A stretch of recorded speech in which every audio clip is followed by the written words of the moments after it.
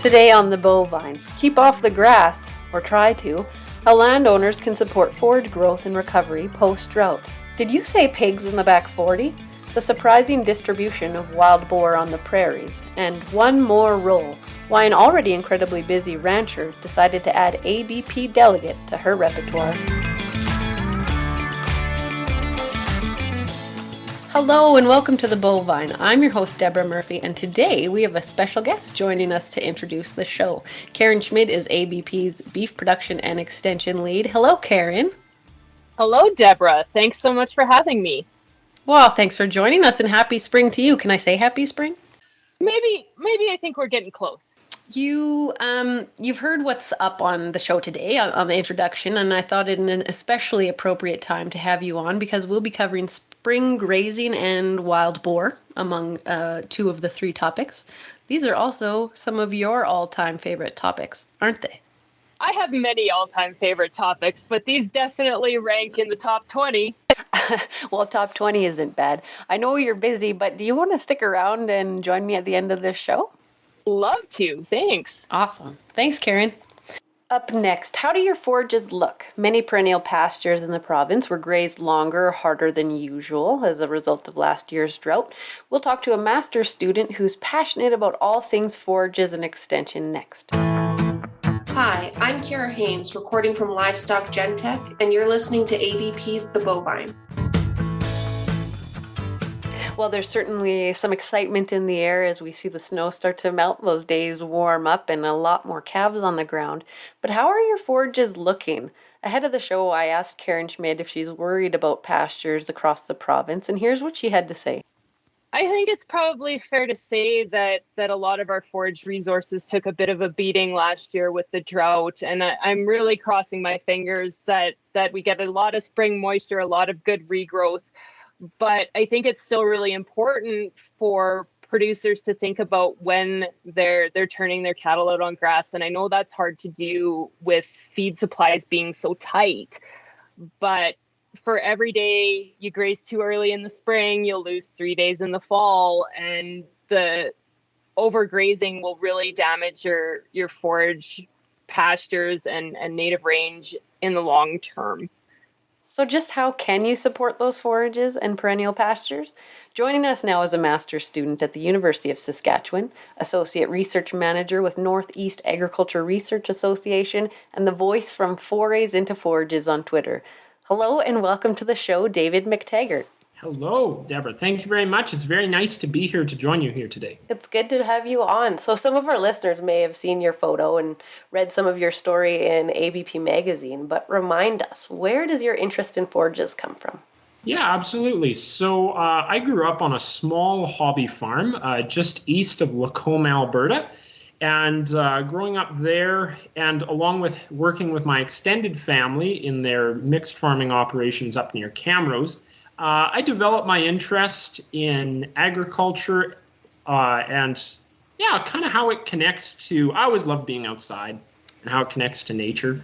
And so that's kind of where it started. And then over time, I was involved in beef 4-H for 8 years. And so that was a spot where I really got to foster my interest for what direction I could take agriculture in the future once I graduated high school.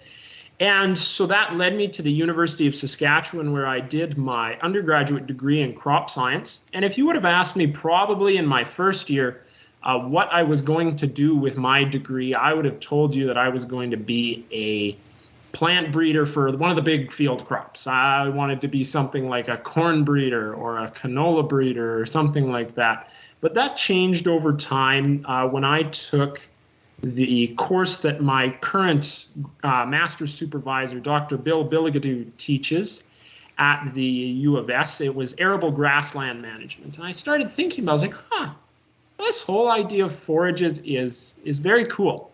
And I like the idea of how it connects the animal side and the plant side of agriculture and finds how these two, sometimes they seem very opposite branches of agriculture can get along and how we can both benefit from that. So that is what led me to do my master's in forage breeding. I want to talk to you about how to manage forages and perennial stands following a stressor like last year's drought. But can we start with some basics? Can you tell us how perennials prepare to overwinter and what signals their dormancy?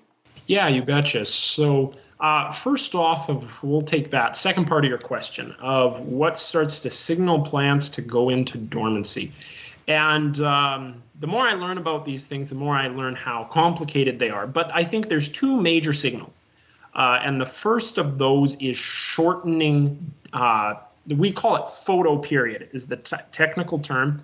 So the shortening of the days. So after we get to that other side of the summer solstice and our days start to shorten up, that's the signal for our forage plants that winter is coming and that they need to start preparing. And so I'll use kind of alfalfa as my example there. And so that's when alfalfa starts to put down root reserves. And so what that is that's instead of pumping that energy that they build through photosynthesis into more leaf material, they might still be doing that in part, but they'll also be putting reserves down into their roots. And what that allows them to do is first, when your plants, your perennial forages go into wintertime, they're not dead. And when they're dormant, they're actually still using some of those energy reserves. And they need that to live through the wintertime. So that's first off what they use that energy reserve for. And the second is to fuel that first round of spring growth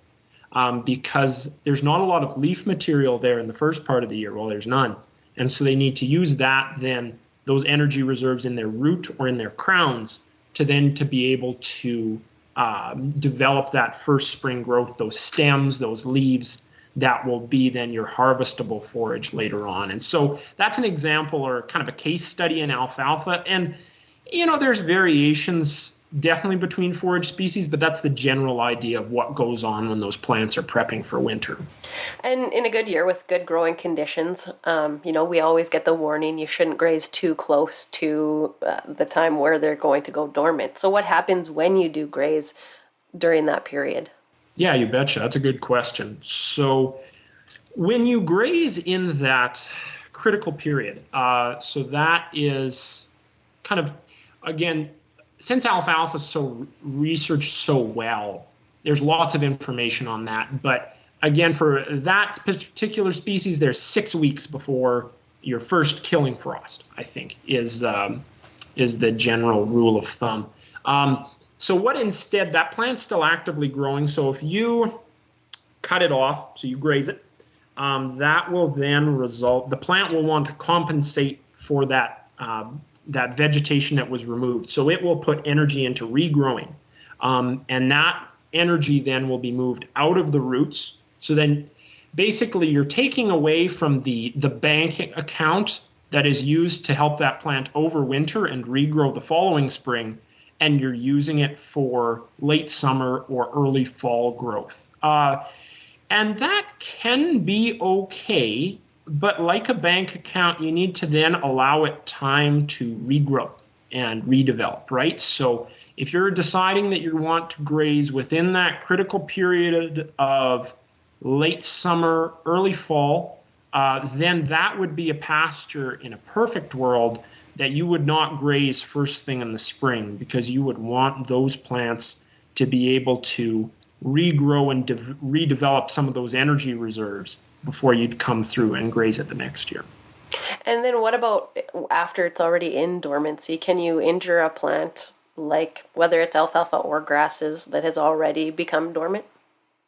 Yeah, no, and so that's a good question. You can, and I think that partially comes from, like, if you're grazing really intensively and you're injuring those root crowns where that energy is kept, that can negatively impact things.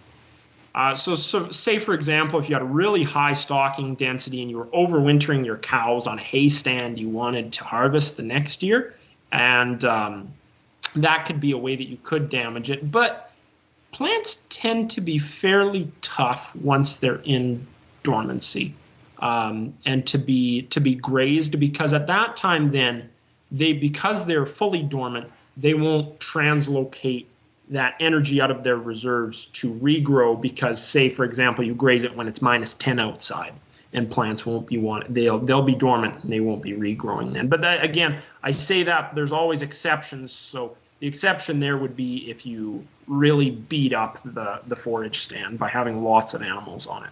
If you grazed it to the ground. Yes, yeah, exactly. And so, for example, like right now is as the frost's coming out of the ground and it's softer, this is a time when you need to be more gentle with your forage stands as well, because this is actually when you can dig up the roots themselves if you've got too high of a stalking density on it.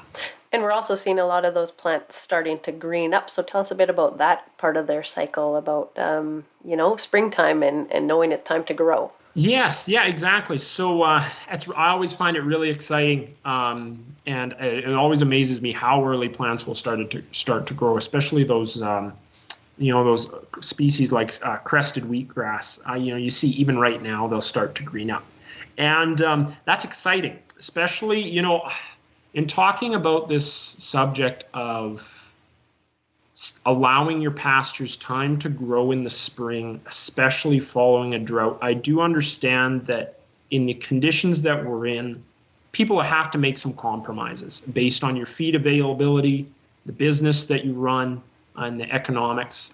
So there's compromises on both sides. But the idea of when we come out of the winter and we want to our forage stands start to grow, that's exciting. That's exciting for us as farmers and ranchers and researchers, and exciting for our cows because they would rather eat green grass. But like I mentioned earlier with that, this is a critical time where you do not want to graze too early, because what that does, the first growth that those plants put out is fueled by those roots and those crown reserves. And so if we graze quite early in the growing season, before there's enough plant material above the ground, that will then deplete the energy reserves that our forage stands have, and they will be weaker when they try to regrow. And so a general rule of thumb that I have heard is, somewhere around that 4-leaf stage is when you want to start putting your livestock out to graze on a grass stand. And I think there's slightly different rules if it's mostly legumes, but I can't pull that rule off the top of my head. But with grasses, it's typically around that 4-leaf stage. Now, looking back at last year's drought, what can we expect to see this spring from plants that were stressed by low moisture, high heat, and in some cases overgrazing? Will it take a lot longer for them to get going? Yeah, no, and that's something that's definitely a concern. So let's look at, how does drought affect a forage stand? So when we're talking about, so plants need the carbon dioxide from the air, and they need water to help build those carbohydrates that they use as energy. So the carbon dioxide that they get from the air, fairly consistent. Water depends on the year more. So our plants had a lack of water last year because of the high temperatures, low rainfall, and so that then affects how much energy they're able to create and put down into their reserves. So that's one component that is playing not in our favor, that they have good energy reserves coming into the spring. Another factor is overgrazing. So first off, if we overgrazed last year, then we will tend to have, as you graze plants more, they slough off parts of their roots. And so if you graze too frequently and too intensely, your plants lose roots, and so they don't have as deep a root system, so they can't draw water from as deep. And then if you don't have as much residue going into the winter, you're less likely to catch snow and to shelter those small little tillers that your grasses were laying down for next year. So what that results in then is a weaker forage stand going into the next year. So if you think those factors are taking place on your farm or ranch going into the spring, that's when it really is important to let that forage stand rest coming into the spring. And once it starts to grow, As tough it is as it is, with high feed prices, low feed availability, and that's when you need to just let your grass grow. Again, kind of follow that rule of thumb of the 4-leaf stage that I mentioned earlier. But if you can, and if your pastures were grazed harder than they normally are, hold back on that. Would be how we would consider that coming off of the tough growing conditions we had in the 2021 growing season. You mean to just wait longer, even longer than the 4-leaf stage, if possible? Yes, that would be, I think, generally, I still think we could follow that rule, but it's always better to be safe than sorry there too, because even if we think of, as more of that grass starts to grow up, it's during the growing season, plant material also acts as an insulating layer for our soils. And what that helps to do is it helps to cool down the soil surface and keep the water that we have there from evaporating as well. And so to help protect what we have for moisture in our soil bank coming into this growing season. It's kind of a long-term game. You can't look at it with a lens like, well, it'll come back right away, because it can be injured for a long time before it recovers. Oh, absolutely. And those conditions, I'm talking to you right now from Lacombe. So we're in the black soil zone, or the parkland region of Alberta. And, pastures can be somewhat more forgiving here than if you're in the southeastern portion of the province. Overdrawing on your pasture bank accounts, per se, in these dry conditions, it takes a long time to recover. And it is, when bills need to be paid right now, I do understand it's hard to take the long view on this, but it is critical when it comes to your pasture management in these tough conditions. I want to ask you one more question about forages, and that is, if we are in that situation where we've felt like we had to take advantage of those forage stands, when we're in a better position again, I hope that's this summer where we see lots of rain. When we're in a better position, what can we do to support their recovery? Yeah, you betcha. So critical parts of pasture management are how much plant material you harvest, so you graze off. So if we have better conditions, that means our forage production over our entire operation will be higher. And so based on your herd size that you have, if you can afford to leave more plant material behind, that's an important thing. Another component is rest. So like us as people, when we're working really hard, we need rest to be able to function and do our jobs well. Plants are similar. So if we can provide a longer period of time between those grazing periods, that will help your forage stand, because there's activity going on above ground, so it's laying down more of that thatch layer on top, but also it gives your plants time to, listeners won't be able to see this, but I'm making lots of hand gestures right now. They're putting roots down as well. And so if we can have plants with deeper, healthier, more extensive root systems going into through the good times, and so once we hit, it's not if the next drought comes, it's when the next drought comes. Though that will also put our forage stands in better shape to weather future droughts. I usually keep these interviews to about 15 minutes, and I think we're there, but I wanted to ask you, because I'm sure our listeners are interested. I mentioned Forays into Forages off the start. It's something you've done on social media to sort of bring people along with you to learn about forages. Is this a project you hope to continue? And if so, where can our listeners go to find those videos? Yeah, absolutely. So as of right now, as Debra mentioned, I am currently a master's student, and I started in 2020. So I am in the writing and progressively finishing up my master's right now. So I've been doing a little bit more writing than chatting on social media. So I've been a little quiet lately, but it is definitely something that I would like to continue through my work with NARF, or the Northeast Agriculture Research Foundation, coming up. And so, yeah, people can find me on Twitter, is where I tend to be most active. and my handle is David MacTaggart. So that's MacTaggar1. So that's David MacTaggart1. Or you can find me on YouTube as well. I have a YouTube channel there that I don't quite post videos as regularly on YouTube, but I do have some information up there for folks, and that you can find me as David MacTaggart there. Is Alberta going to get you back? I hope so. I hope so. That's I kind of spending some time in Saskatchewan. I'm currently a board member on the Saskatchewan Forage Council, so it's nice to be around to honor that commitment that I've made. But no, I think I love my family and where I grew up too much to stay away forever.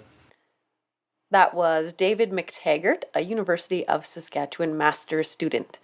Now you're out there checking your spring forages for regrowth, but are you also looking for signs of wildlife damage? According to the Alberta Invasive Species Council, wild boar at large are wreaking havoc on the prairies. Besides being a potential vector of disease, wild boar can cause significant crop damages, abuse livestock, and can even threaten human safety. We'll hear from a Saskatchewan-based researcher next.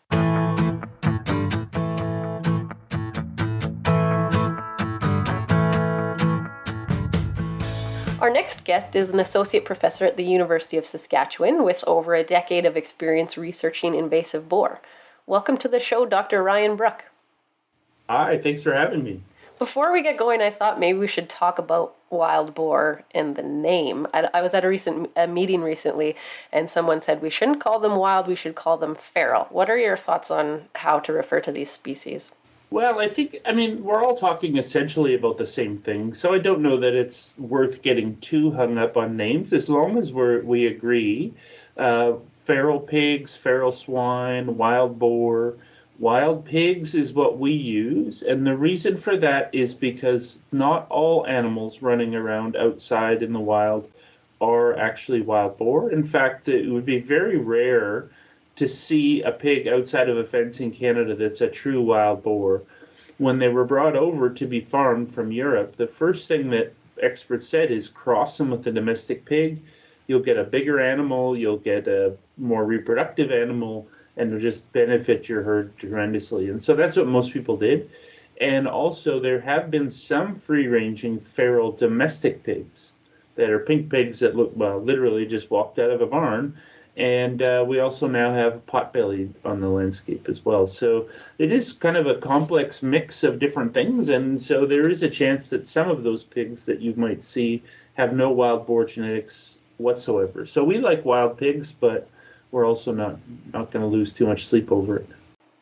And would you treat all of any pig that we see in the landscape, should we treat it the same way? And we'll get into that later. But as a lay person, if I see a wild pig, I just report it no matter what it looks like? Absolutely. If it's outside of a fence and looks like a pig and winks like a pig, then call that in for sure, because there are anything that's out there. Of course, we have no native pigs to Canada. So if there's a pig running in the wild, it is by definition invasive, and so needs to be addressed, regardless of whether it's a potbelly or even a free-roaming pink pig that looks, doesn't look like a wild boar at all. Any of those are potentially a problem and should be reported for sure.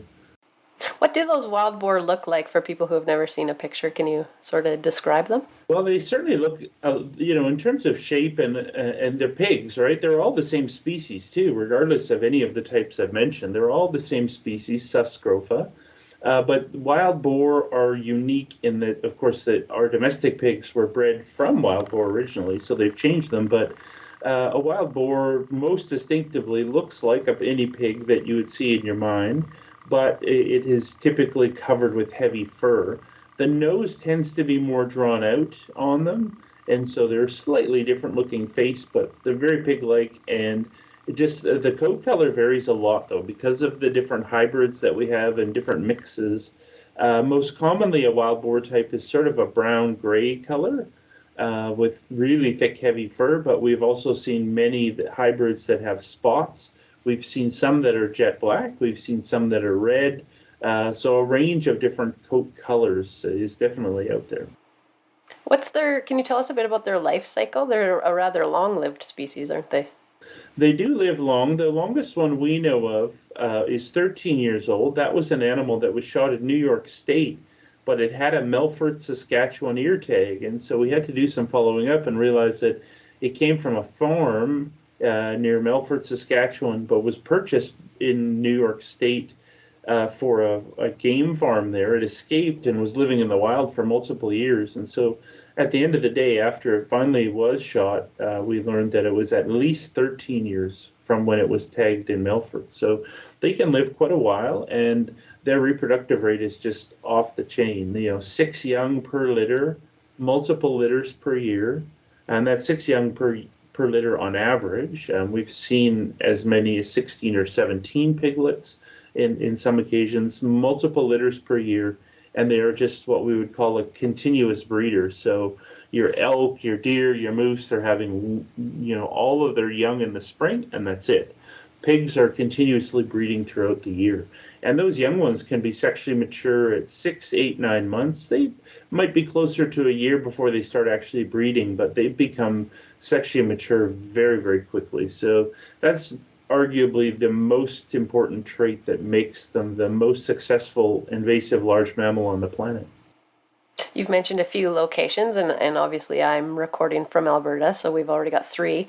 How widespread is this problem in North America? All of the occurrences in Canada occupy just over 1 million square kilometers. So that's a huge area. The overwhelming majority of the problem is on the Canadian prairie provinces of Alberta, Saskatchewan, and Manitoba. So we have 60,000 unique occurrences of wild pigs in Canada, and 99.4% are on the prairies. Saskatchewan has over half, and so Saskatchewan and Manitoba have the majority. Alberta is a distant third in terms of overall occurrences of wild pigs. And then after those 3 provinces, there's a smattering in Ontario. BC has had some, so pretty localized. Quebec has a little bit, but so far it is really a prairie province story in terms of the overwhelming majority of the problem. Is it just a matter of time before Alberta becomes Saskatchewan and we see similar numbers? Well, it's a great saying I like that the future isn't predicted, it's invented. And so I think to a large part it depends on what is done or not done. And so I would say we don't know. I think we're in some ways at a crossroads in Alberta about, where does this go? Does it get out of hand and explode and they just continue or not? One of Alberta's challenges also is that not just what Alberta does, but what happens in Saskatchewan, where we do have the overwhelming majority of the problem. More than half of all of the pigs in Canada are in Saskatchewan. And some of those, unfortunately, are stacked along the Alberta border. And pigs don't respect provincial boundaries and move around. So there are some significant challenges, but Alberta's doing a lot of things right. And so I think they're going in the right direction, which is really important. The big burning question is that I get a lot is, can we eradicate them completely? I think Alberta is probably still in that range where it's possible. I think Saskatchewan not. And so that has obviously implications, as I say, for Alberta. But generally, the distribution is relatively limited in Alberta, especially compared to Saskatchewan and even Manitoba. So I think the hope is strong there and again, with a good leadership is so important in this, and we're seeing really good leadership in Ontario. Hearing your numbers and looking at the map, the distribution maps of Alberta and Saskatchewan, it looks like they're kind of widespread, especially around the middle of our province. I've never seen signs of wild boar, and I'm not sure I know anyone who has. How elusive are they? Could they be in the back 40 right now? Or why is it that there's this discrepancy? Well, that is the biggest challenge I think we have, is that wild pigs are out of sight, out of mind. They're around, they're widespread, but people are not seeing them. And I get challenged all the time whether they even exist. And for a long time, it sort of felt like studying Bigfoot or something, because nobody really believed there even existed. And part of our challenge was just the first year in 2010, we were setting out trail cameras saying we just need to prove they're out there. And so many people do have them in their area and in the back 40, as you say. and don't know it. And we've had this many times where we've talked to people, where we've been GPS satellite collaring pigs for a long time. And people will say, wow, Ryan, come on, I don't know what you're talking about. We don't have any pigs around here. And I said, well, I hate to tell you that, but you have 4 GPS collared pigs in your back 40 right now. And same with trail cameras. So commonly, we want to set up a trail camera. Oh, you guys, what are you talking about? Yeah, well, guess what? You have a group of 9 in your corn right now. And so, yes, it is very much out of sight, out of mind, and people are not seeing them. Unless people are running trail cameras, which is becoming more common, and that's been a really great tool for producers, relatively inexpensive, but then you could see what's actually going on because, of course, because they are primarily nocturnal, a lot is happening at night.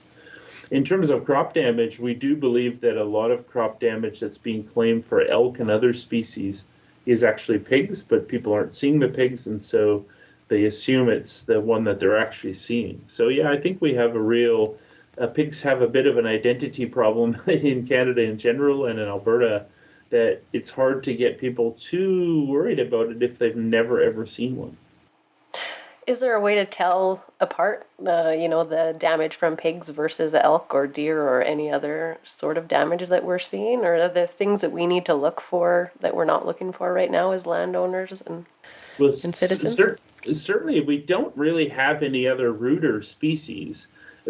And pigs come in with their nose and they tear the ground up, and you could see this sometimes right after seeding. You'll see these patches where pigs have just stuck their nose in the ground and just pushed along and pulled every seed out of the ground and gobbled it up. And that's a problem. They also get into pasture and cause a lot of rooting damage. And so that torn up ground is really the definitive. Well, ultimately, having trail cameras and sightings is great, but if you're seeing that kind of damage in terms of torn up ground, that's almost certainly pigs. Less so if they're just getting into hay bales or damaging grain bags and things. There are some guides to identifying the tracks between a deer, an elk, and a wild pig, but they are fairly similar. And if you don't know the detailed differences, it can be easy to assume. If you're seeing a lot of elk and white-tailed deer around, and you have for decades, no big surprise that you might not notice the pig sign that well. So that is a challenge as well.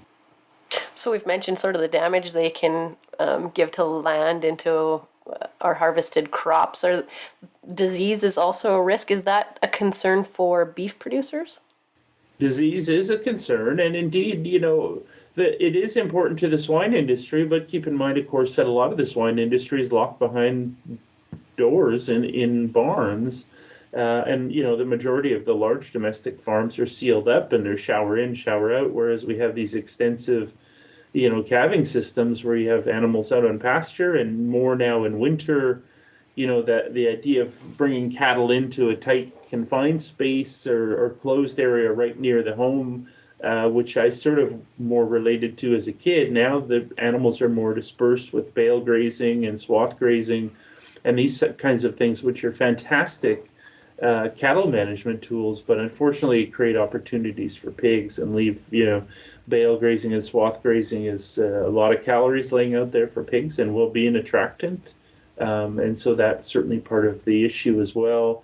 And yes, in terms of actual disease, there are a whole long list of things that we need to think about and be worried about.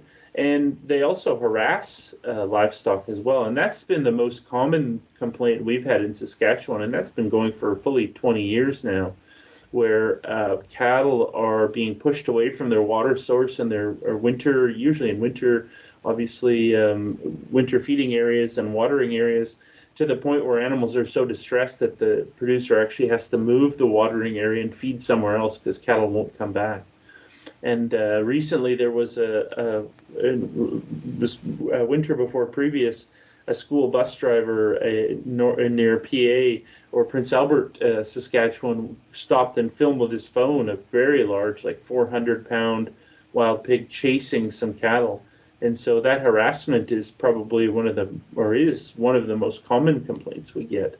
But certainly the potential for disease is there. We just don't have testing of wild pigs, so we don't even really have a sense of what's out there. There's been for reasons I guess I don't understand, there's been a strong reluctance to do any testing of disease in wild pigs. So it is a bit of an unknown so far.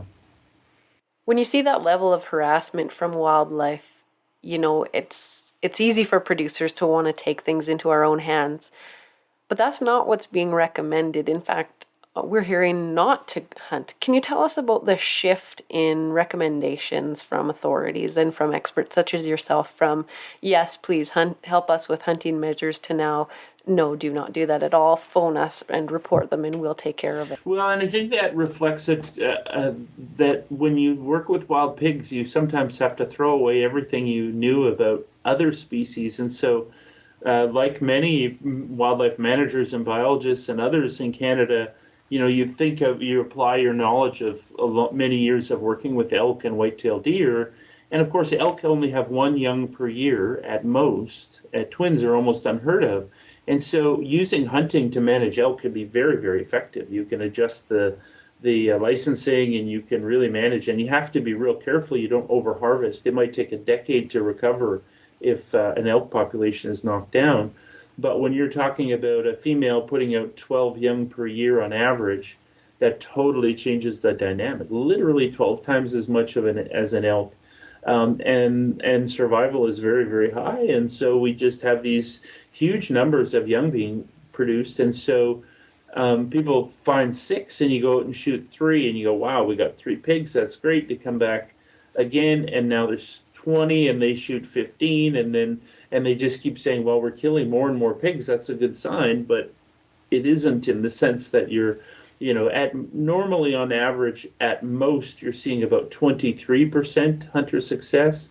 So if there is what we call a sounder, which is a group of wild pigs, if hunters try and shoot them, they will almost never get them all, and that means that there'll be enough to reproduce. And as we know, from pregnancy to birth, it's 3 months, 3 weeks, 3 days. So 115 days is all it takes, and you've got another litter on the ground. And so they out-reproduce all of that shooting that gets done to remove them. And so, as we say, you cannot barbecue your way out of a wild pig problem. It just doesn't work because the reproduction is so high, and they're so elusive and so smart, and often primary nocturnal. And the more they get shot at and chased around or harassed, the more nocturnal they become. And there is no option in Canada to shoot in darkness, and so that's a safety issue. And so they just become impossible. And so, yes, while sport hunting has been a great tool for a lot of wildlife management over the last 100 years, it just simply does not work for pigs. And unfortunately, it makes the problem worse. Shooting at groups breaks them up, and it might spread them, 30 miles north and another group 30 miles south. So it spreads them along across the landscape and then makes them that much more elusive and harder to find. So you might find that first group of 12 relatively easily, but the survivors of those that get shot at will be 10 times harder to find. So we resist the urge to take matters into our own hands and call whatever lines are available to report wild boar or wild pigs. What happens next? Then it's up to government to talk with their teams that they have that go and dispatch them. Primarily right now in Alberta, it's with ground traps, so large corral type traps. So you bait the animals, set up cameras, and then once you have animals coming, then you set up these traps. And the ideal goal is what we call whole sounder removal. So you find a sounder of 10 and remove 10. That's really the path forward to success. Anything partial, if you do a whole bunch of, for example, in our team, if we set up and do a whole bunch of work and you remove 8 out of a group of 10, that would be considered a total failure and a waste of time and resources, that you've effectively accomplished nothing. And so really the only one is to find 10 and remove all 10. And so trapping can work. Other places are trying other things like snaring. Saskatchewan has had ground kill teams with some success. Saskatchewan also announced last week that they're talking about trying using poison. So there are a few tools out there in the toolbox. Then we'll see what else. Our group has demonstrated the Judas pig technique works really well. So you capture a wild pig, put a collar on it, and then follow it, and nothing finds wild pigs better than a wild pig. And so we've shown that technique really, really successful. Hasn't taken off yet for any other provinces so far, but hopefully we'll see that change in the next couple of years, because it is a great tool, and we use helicopter for most of our captures. It's fairly pricey, but it also is very, very effective at finding and removing animals, especially individual males, whereas, these sounder groups are traveling in groups of maybe 4 to 6, as much as 3 dozen animals. And so those are relatively easy to find and deal with, but the lone males, these big males that, 400 plus pound animals out there in the landscape. I mentioned at the start that you've been on the wild pig file for a while. What got you interested those many years ago? Well, it's a great question.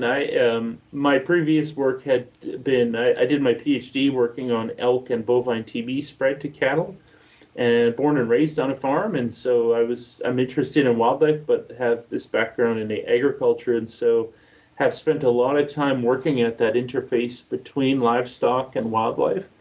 And so I got this faculty position at the University of Saskatchewan, which my parents might say is my first real job.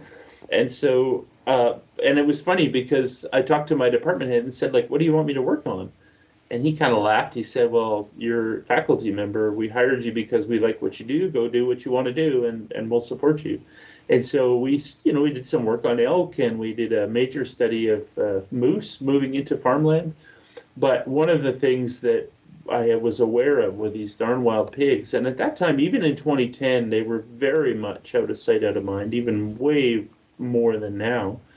And nobody was mapping them. Nobody knew where they were. Many people argued they didn't even exist. And a number told me, well, if you see one in the wild, it's just an escape. There's no way it's going to survive a nasty Alberta winter. Do you know how cold it gets in January? I say, yeah, I'm born and raised in the prairies, absolutely.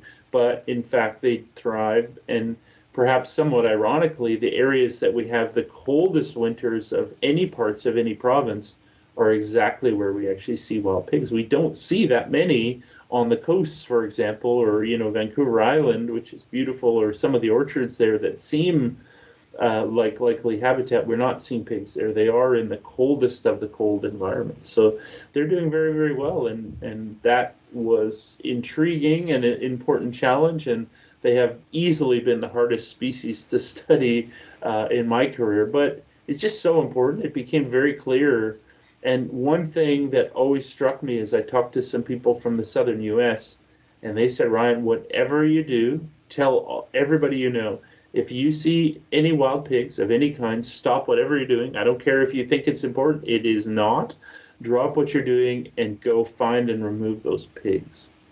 Unfortunately, that hasn't resonated in Canada through the first decade of work on it. It's been a tough sell, to be honest. But the last 2 years, things have really changed. And certainly this African swine fever disease, which is a global concern for pigs only, it's a pig-only disease, but that has raised a lot of interest, because that would be, very comparable to 2003 when we had 1 case of BSE and our beef exports were just completely stopped. That would be a very similar and perhaps even more catastrophic impact of African swine fever on domestic pigs. But thankfully, it's only a pig disease. But yeah, we have lots of concerns around impacts. The U.S. pays out about $2.5 billion in losses for just crop damage alone in the continental U.S. So we have a lot at risk, risk to our animals, and risk to the crops they produce, and big time risk to the environment as well, and especially water quality, which of course affects us directly in our own drinking water and for our livestock. And risk to human safety as well, isn't it? Absolutely, yeah. In terms of, there was a major spinach recall in California because it was covered in salmonella and E. coli from wild pigs going in there at night. And while it's not that common, they can attack humans as well. We've had a couple of close calls, and one person in our team that got sliced very badly in the leg. A couple of summer students that were charged, and so we've had definitely close calls. And, 2 years ago in Texas, a woman was standing right in front of her house, between her car and her house, and a group of wild pigs killed her. And so we definitely have to recognize that, not only is it a environmental risk, an ag risk, it's a potential human safety risk as well. So we need to be careful. Well, Ryan, I'm glad that you are working on this and that you had the time to join us today to share some of those insights. Thank you so much for coming on. My pleasure. Great to talk to you. That was Dr. Ryan Brook, Associate Professor at the University of Saskatchewan. You can find him on Twitter at Ryan K. Brook or Facebook at Wild Pig Research. You can also learn more about wild boar at large in Alberta specifically by going to the Government of Alberta's dedicated website or heading to the Alberta Invasive Species Council's site, abinvasives.ca. Alberta Invasive Species Council is currently raising awareness of wild boar at large through its Squeal on Pigs campaign. So watch for those graphics and share them widely. And I think you get extra points for puns. They just love their pig puns. If you see signs and sightings of wild boar at large or wild pigs in Alberta, you can report them one of 4 ways: through the EDMAPS app, that's EDDMAPS app, 310 Farm, emailing af.wildboar@gov.ab.ca, or getting in touch with your local municipality. Up next, we'll talk to a delegate who joined us on March 2nd at our annual general meeting. And it's only been a month, but she's experienced so much. So we'll talk to her a bit about that, as well as why she took on another role when she has so many commitments in her community, in her professional life, and with her family.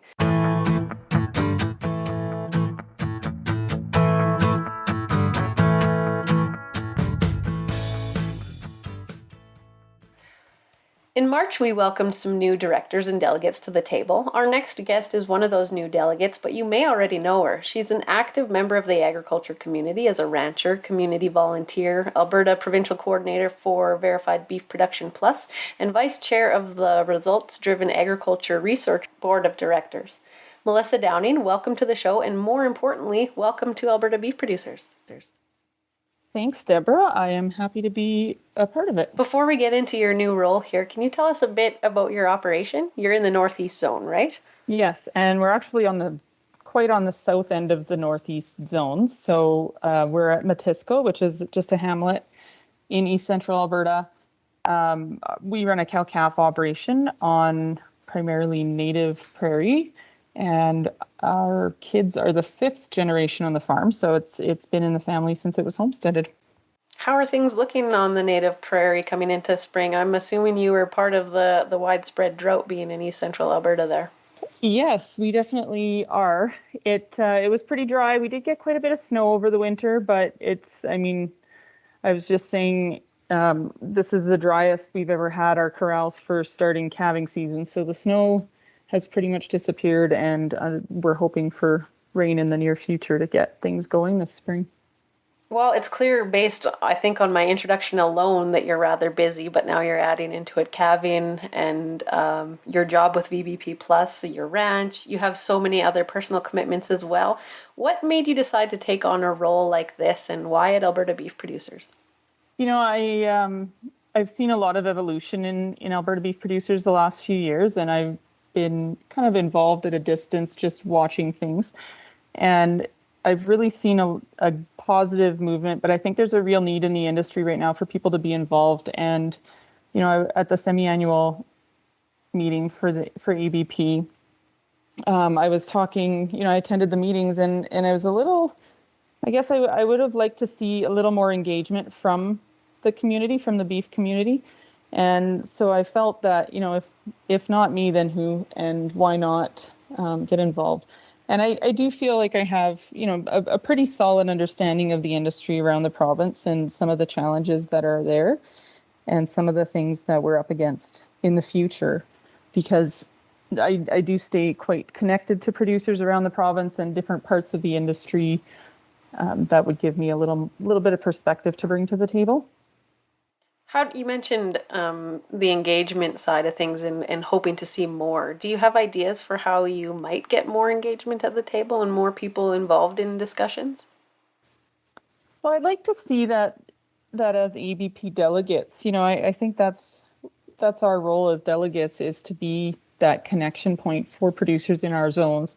So if you are a producer listening to this, get in touch with your local, one of your delegates in your area, and talk to them about the issues that are concerning you or the things that you want to address in the industry, because I think that's really, we need to be very on the ground, very engaged in local events as delegates, so that we can make those connections and let people know that we're representing them at the table of ABP, and so that we can address things if they want to be heard about something.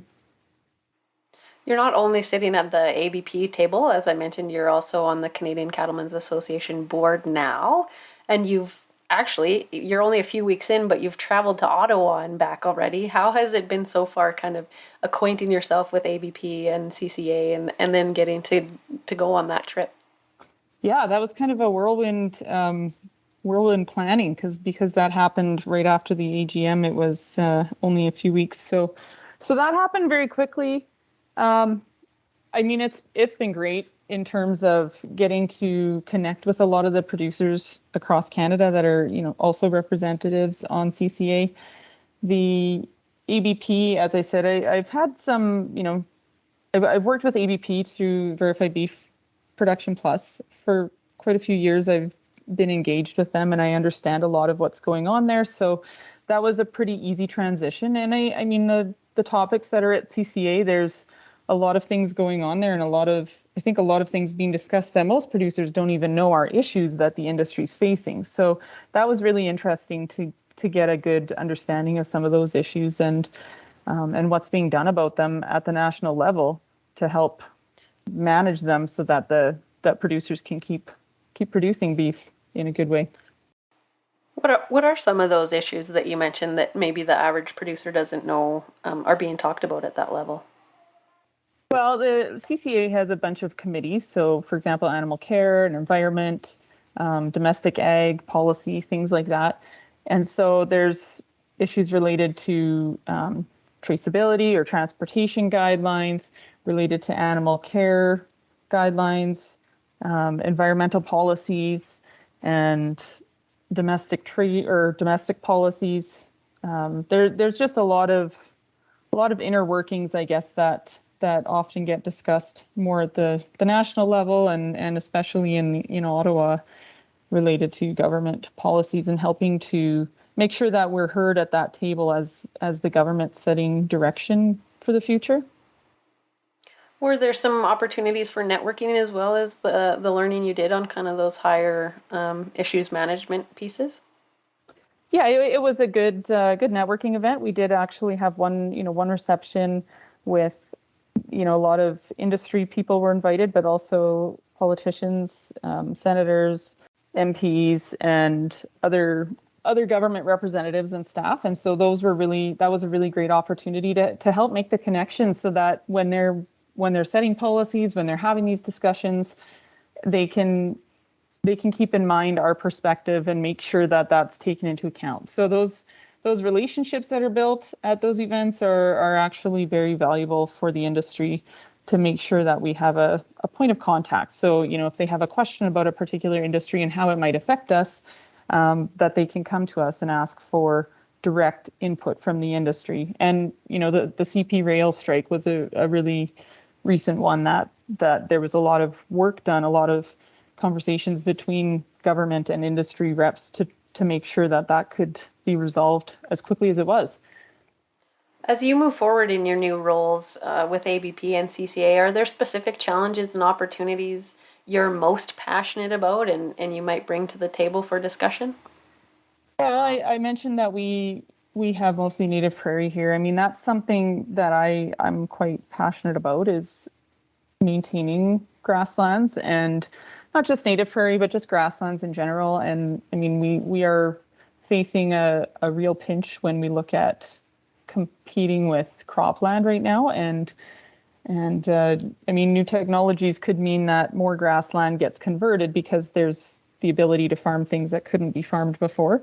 So I do have a passion for that side of things, and the way that it can help tell our story in a positive way as well as producers. So I think that would be one of my key things.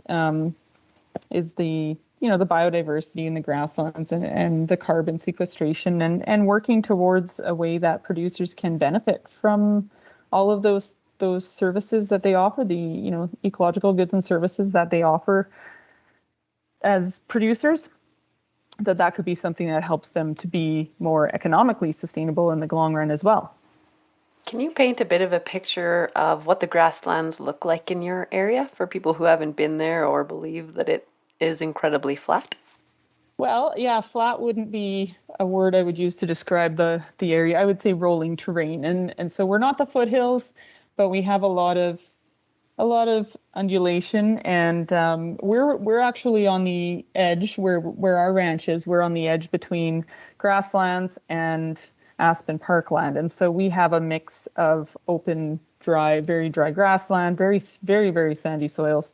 But we also have some aspen. Most of it's pretty scrubby aspen because it's limited on nutrients in the soil, and also we have limited rainfall on most years. So somewhat of a prairie desert in this area, which I know you're familiar with, Deborah. Yeah, it's a unique landscape. We had some surveys done here a couple of years ago, some ecological surveys, and they couldn't believe how many different soil types we have just within our ranch, and different species composition for your grasslands and your aspen parkland and all the different mixes in between. If you talked a little bit about the different trees and grasses that you have there, and also just the importance of grasslands. And I think one of the key things about when we talk about the importance of grasslands is bringing people who may not really truly understand them or have a good knowledge of them to the farm. If you were to bring someone from the city or from another country even to your farm, what would you be most excited to show them? It's funny. I'll bring this to when I was coming back from Ottawa. I was on the plane with a lady who lives in Ottawa, and she's from there, and she's traveled the world. She's lived in Switzerland and in the States and kind of all over the place.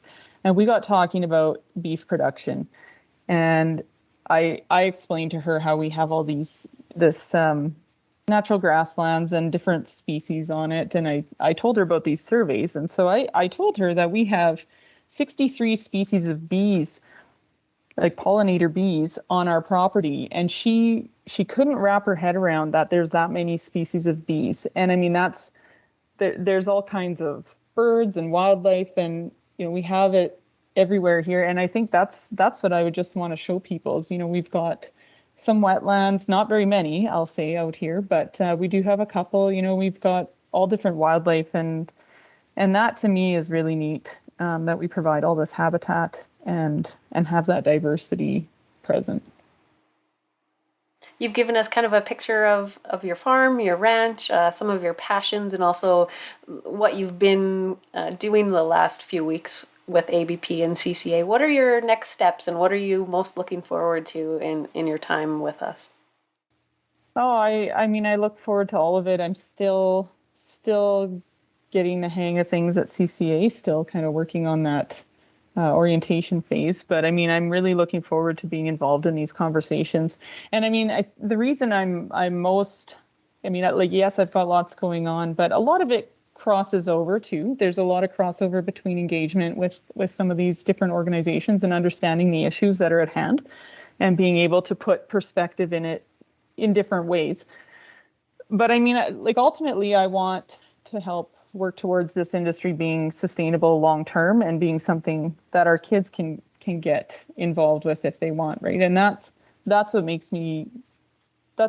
This is because it's my hobby, right? I don't have hobbies. I do these boards and stuff, and that's my time that I enjoy doing that and being involved with it. But I mean, the biggest reason I enjoy it is because I see the future and I see the potential in the industry and the way that we really have an opportunity to help shape it right now. And I think we need people who are very passionate about the industry and to help steer that and help get to the point where if our kids or anyone's kids want to get involved or grandkids get involved in the beef industry, that's something that is economically viable for them and something they can be proud of because of what we've built up as an industry and, the reputation that beef has. Well, I sure appreciate you taking the time in your busy schedule to talk to us on the bovine. So thank you very much, and we will for sure catch up at some of the upcoming in-person events. Yes, I look forward to it now that things are opening up. It's fantastic. That was Melissa Downing, rancher, Alberta Provincial Coordinator for VBP Plus and delegate with Alberta Beef Producers. You can follow Melissa on Twitter at Melissa R. Downing. And you can also get in touch with her or any of our delegates by heading to abpdaily.com.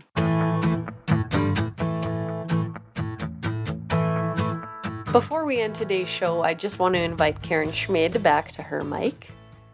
Karin, I know at the end of the interview on wild pigs or wild boar at large, I briefly mentioned Squeal on Pigs. Can you give us a bit more background on that initiative? Squeal on Pigs is an adaptation of a program out of Montana, actually, that is run by the Alberta Invasive Species Council and supported by ABP. And what it really is an awareness campaign to encourage the reporting of wild boar in Alberta so that control measures can be taken, and also to support awareness and research efforts. Now, we are running a little bit over time, but Karin, while you're here, I did want to talk to you about further opportunities for people involved with Alberta Beef Producers. As you heard in Melissa Downing's interview, she's now on the CCA Board of Directors, but that's not the only option for delegates. Can you give us a bit of background on what people can do if they're interested in research? Yes, for sure.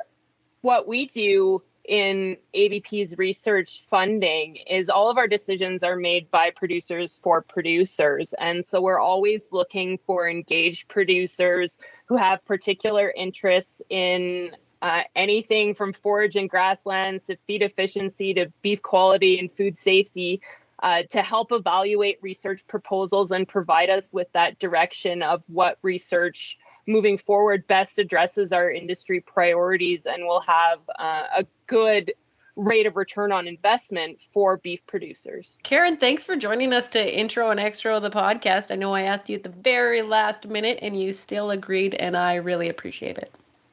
Thank you so much, Debra. This was awesome. That was Karin Schmid, Beef Production and Extension Lead with Alberta Beef Producers. If you're interested in helping ABP direct our research dollars or want to know more about what you heard from Karin, you can reach her, Karin S. at albertabeef.org, and that's Karin with an I, S at albertabeef.org. That's all for this episode of The Bovine, the longest one to date. Thank you so much for listening. You can stay tuned to ABP Daily and your favorite podcast apps for our next episode. And hey, have an idea for a future show, a question you'd like us to answer, or do you want to share where you're listening from? We'd love to hear that, and I'd love to share that on the podcast. Get in touch on social by tagging Alberta Beef Producers or email podcasting@albertabeef.org.